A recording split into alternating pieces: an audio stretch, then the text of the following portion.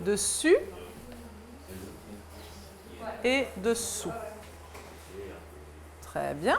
Et ensuite, vous allez derrière, avec les deux pans, vous tournez, vous revenez devant et vous faites un double nœud sous les fesses. Voilà. Très bien. Parfait. Porter bébé en écharpe, une réelle envie pour les parents, mais pas facile d'y arriver sans conseil ni technique. Dans le cadre des cours de préparation à la naissance, les sages-femmes du service de maternité des HUG proposent un atelier permettant d'acquérir le savoir-faire du portage en écharpe, mais aussi d'en comprendre les enjeux. Alors le portage pour un bébé, c'est très important parce que c'est un besoin fondamental qu'il a quand il naît, d'être porté, d'être contre sa maman.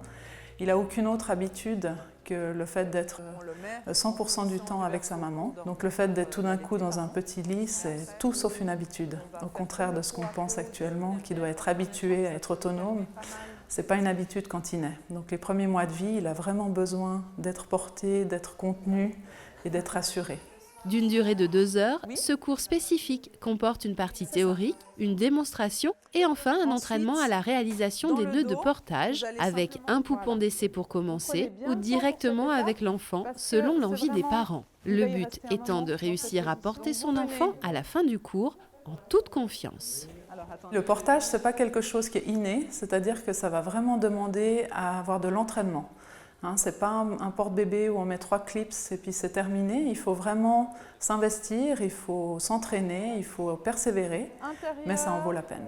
Je sais que pas forcément tous les parents vont réussir à faire les nœuds qu'on a appris. C'est pour ça qu'on en apprend des plus ou moins simplifiés ou rapides, parce que chaque parent n'a pas la même dextérité pour faire ce genre de choses. Puis il va falloir persévérer à la maison.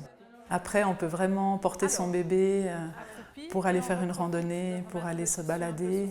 Dans les transports publics, en général, c'est extrêmement aidant parce qu'il n'y a rien de pire qu'une poussette aux heures de pointe dans les transports publics, on reste dehors. Donc on peut vraiment faire beaucoup de choses. Je viens par-dessous, comme ça on peut vraiment prendre ces deux petits pieds, pas en laisser un par-dessus, un par-dessous l'écharpe. Et puis on vient l'installer tranquillement en position accroupie. La bonne hauteur, c'est à hauteur de bisou, on dit. C'est-à-dire que vous puissiez lui faire un bisou sur la tête, pas qu'il soit trop bas, mais pas non plus que vous sentiez qu'il soit tellement haut que vous ne pouvez plus bouger. Porté devant, sur le côté ou encore dans le dos, les techniques de portage sont diverses et les avantages procurés nombreux, tant pour le bébé que pour le parent. Sentiment de sécurité et diminution des pleurs pour l'un, prise de confiance et disponibilité gestuelle pour l'autre. L'atelier de portage des HUG, un moment de tendresse et de convivialité pour que porteur comme porté y trouve son compte. J'avais vraiment besoin d'un autre nœud, parce que moi je faisais vraiment le nœud devant. Et puis en fait, mon bébé a grandi et maintenant il a 3 mois et il supporte plus d'être tout le temps contre moi parce qu'il demande toujours à regarder le paysage. Et du coup, j'étais vraiment demandeuse d'un autre nœud où il puisse enfin profiter aussi de ce qui se passe. Et puis là, sur le côté, là il s'est endormi, mais sinon c'est quand même assez chouette. Il est à fond.